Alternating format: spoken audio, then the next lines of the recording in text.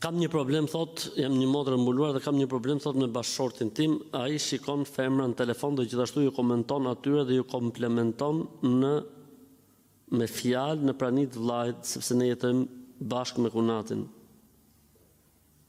I flas për këtë gjë, thot, mos fol, mos më pyet se po bësh shkaktare për ishesh martesës, kështu më radhë. Jo vetëm për këtë rast, por në përgjithësi, nëse hasim tek rasti në fjalë për shembull bashkëshorti, diçka që bie ndesh me sheriatin, ne duhet ta këshillojmë dhe me kaq duhet mbaroj pjesa jonë.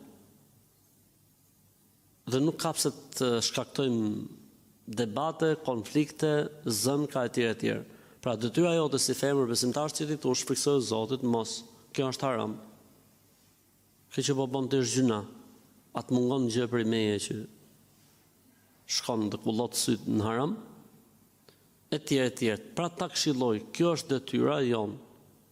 Kjo duhet të jetë detyra e motrës besimtare që ta këshilloj. Nëse ai bindet, kthjellohet, elhamdulillah.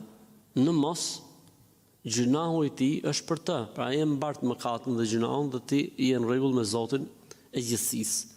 Po nëse zbindet apo nëse vazhdon, unë mendoj që duhet ta mbyllim nganjëherë debatin dhe dialogun në mënyrë që mos të pericitojë situata dhe të vështirësohen gjërat, të ngatrohen gjërat e të ketë probleme. Kështu që ti bëj atë që të takon ty të bësh, urdhrin për të mirë, ndalimin nga e keqja, sipas mundësisë që ty Zoti ka dhënë, dhe me kaq mbyllet pjesa jote, ti je pastër tek Zoti i gjithësisë.